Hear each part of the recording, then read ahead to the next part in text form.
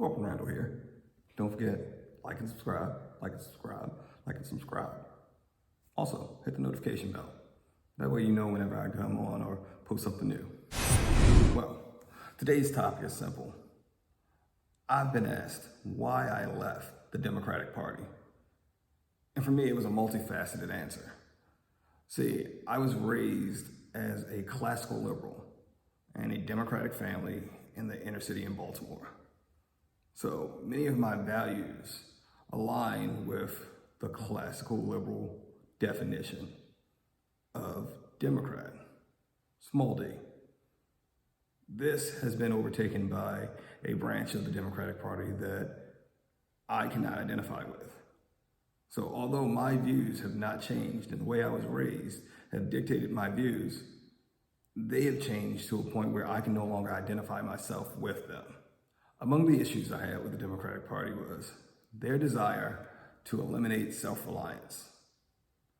One of the things that was taught in boot camp was discipline. As we were told, discipline is the instant willing obedience to all orders, respect for authority, self-reliance, and teamwork. Well, they got rid of the self-reliance part of the Democratic Party. They no longer want you to rely on what you can do. John F. Kennedy said, "That's not what your country can do for you, but that's what you can do for your country." Things you can do for your country: you can be a productive member of society. You can raise your family. You can volunteer and be of service to others. The Democrats don't want you to ask what you can do for your country. I firmly believe the Democratic Party has become the party of handouts. Not hand-ups, handouts. Their basic goal is very simple from where I can see it. They're going to make sure they promise you lots and lots of things so that you never have to actually worry about how can you do better? Is this the best I can do? You're always just satisfied enough that you're not going to try your own. As said by Alexis de Tocqueville in the early stages of our republic, the American Republic will endure until the day Congress discovers that it can bribe the public with the public's money. What that means is, once they figured out that they could just promise you things, I'm gonna give you more money, I'm gonna give you more services, I'm gonna give you more, then they had essentially bribed a large portion of the population. There's one problem here though. As they continued to bribe the population, the amount of people paying in was dwindling. Currently, less than half the country actually pays federal income tax. Now, from what I understand, we need federal infrastructure and roads and bridges and all of that things.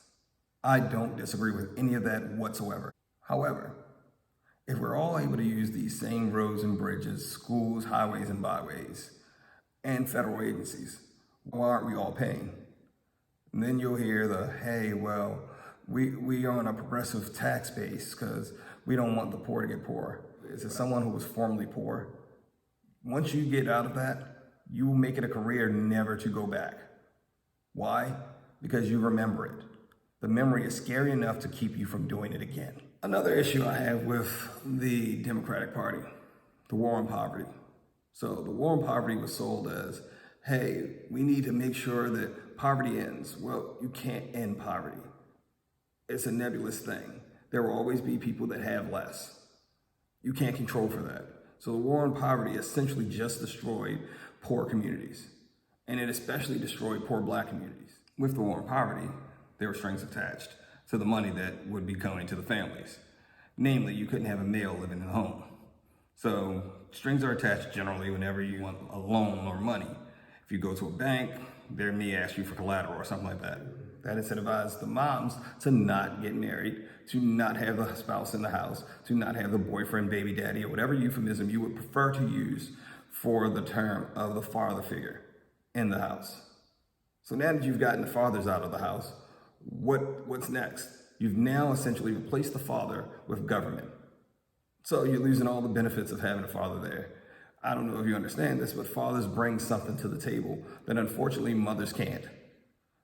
Fathers tend to be the disciplinarian. Fathers tend to be the ones that you look for strength. They tend to be the protector.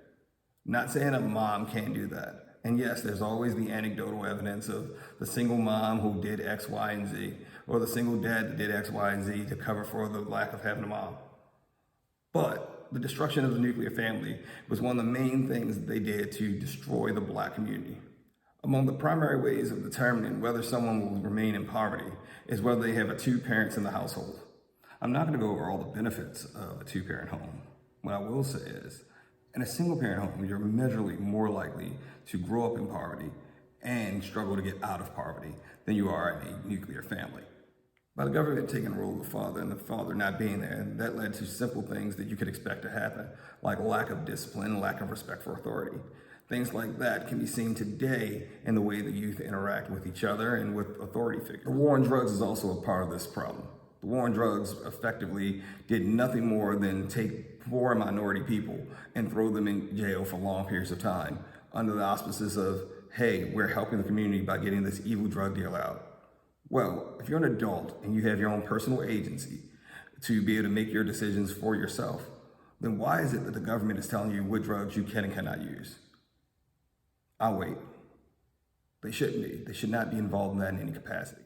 The war on poverty actively strips people of their desire and motivation. Because as long as you have enough to survive, what is your motivation to move on? I'm a fan of hand-ups, not handouts. I believe we need a social safety net. But when the net becomes a hammock, we have a problem. What many fail to know is that prior to the Great Society programs, there weren't any government safety nets in place. If you needed assistance, you normally went to NGOs or non-governmental organizations such as churches or synagogues, or civic organizations like your local Lions Club or something like that. Well, when government decided to get involved, it became a larger program, was less efficient, and the NGOs pretty much took themselves out of it. Now, the NGOs did a much better job of it because they actually knew what was necessary in the neighborhood. They knew the people of the neighborhood, who needed help, how much help, and how to get them back on their feet, not just leave them where they are and keep them struggling in perpetuity. Now, I'm not saying that we need to eliminate all social programs or anything like that.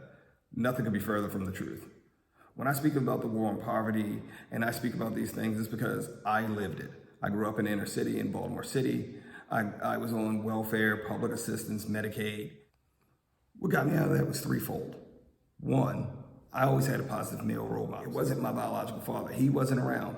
However, I had multiple uncles who went out of their way to take me under their wing and ensure that I was going to be a positive member of society. Number two, education was always stressed in my household. It wasn't an option to be educated. It was a requirement. My parents took active roles in my education, and that led to me feeling like I had to do well academically. Number three, if you didn't guess from the last two, family. There was a heavy focus on family growing up. So much so that I had uncles help raise me, aunts help raise me, and my family unit is still tight to this day. So if you could focus on actually making sure the males are around to help raise their children, which just goes right back to family, and education, you can leave that environment. We shouldn't have multiple generations growing up in poverty. We shouldn't have multiple generations just waiting to get their turn at the government dole and be raised by the government. That is unacceptable. However, that's the status that the Democrats would like to keep you in because they've built in, by doing all of this, a permanent lower class. And by having a permanent lower class, they could always promise something to. They have guaranteed themselves electability in many places, especially large cities. Lastly, for now, because this may end up being a multi-parter, the victim mentality. The victim mentality is basically the Democratic Party's version of, we're going to make sure that you feel like everything in the world is against you. They will have you believe that you're supposed to be scared of everything, from guns to white men to law enforcement. Why? I mean, hell, they'll have you believing you should fear the country as a whole because the whole country is out against you. Now, if you walk down the street and just walked up to someone who you don't know and asked them to tell you something about yourself that wasn't a physical characteristic, they probably couldn't tell you very much. Why? Because they don't know you. So if they don't know you, what makes you think they're out to get you? They'll have you looking over your shoulders and fearful of everything that has ever happened or ever could. Why? Because as long as you're looking over your shoulders and looking at the past and complaining about the past, you're not looking forward to the future and what you could have. You're so hell-bent on making up for what you didn't get in the past and what your ancestors didn't get in the past that you're not stopping to look at all the opportunity you have ahead of you. Yes, you should look at the past. Yes, the past should serve as a reminder, but the past should not lead your future. Corporal Randall out.